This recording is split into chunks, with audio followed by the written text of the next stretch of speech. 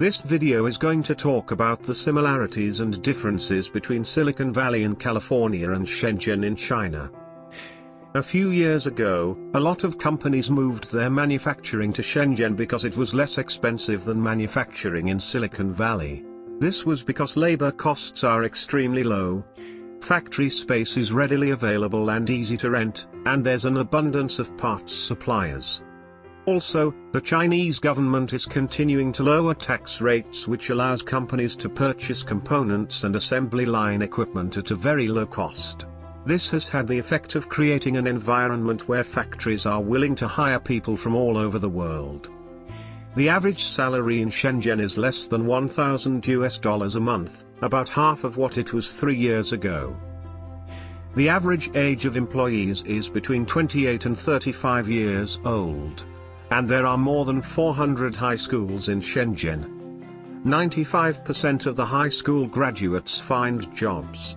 And many students finish their education by taking night classes and studying online. Because most of the factories in Shenzhen don't need to stay on top of the latest technological trends, they require their employees to stay up to date with technology. This diffusion of knowledge is what brings Silicon Valley culture to China.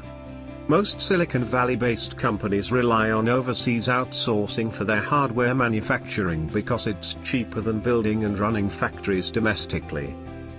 Silicon Valley companies that design hardware have to factor in the cost of overseas labor when calculating the price of goods.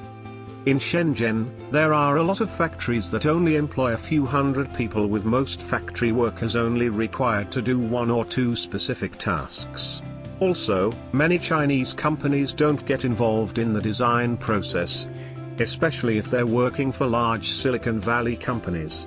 This is because American companies like Apple and Amazon want their products to be designed exactly as described in their RFPs, request for proposal. In order to meet these specifications, Shenzhen companies turn to the internet for help. There are a lot of resources available online, such as how-to videos on YouTube and forums that discuss building and assembling hardware. There are even websites that have parts kits available for sale so that anyone can assemble their own prototype. In Silicon Valley, most employees work in teams when they're designing hardware products. Each team will specialize in a specific aspect of the product, like manufacturing or software development.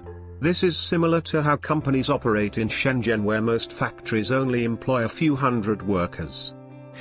However, the difference is that these employees are expected to have a higher level of expertise and are responsible for making decisions.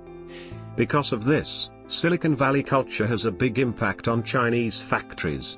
Shenzhen companies have started to take on their own unique style, and have become very eager to try new things, which has been giving the city a reputation for being hip. Although there are a lot of similarities, there are also important differences between Silicon Valley and Shenzhen. In Silicon Valley, there are a lot of employees that have a very high level of expertise. These experts need to be compensated accordingly because they're difficult to find, and if you lose one expert, it could take years to replace them. In Shenzhen, you can just walk down the street and hire candidates off of the street who will do the same job for less money. Shenzhen is about 30 times larger than Silicon Valley, so it has a lot more factories and offices. Shenzhen also has a lot of universities because it's a very large city. Because of this, there's a huge demand for housing in Shenzhen, which has caused prices to rise drastically over the past decade. However, the housing costs in Shenzhen are still much lower than in Silicon Valley.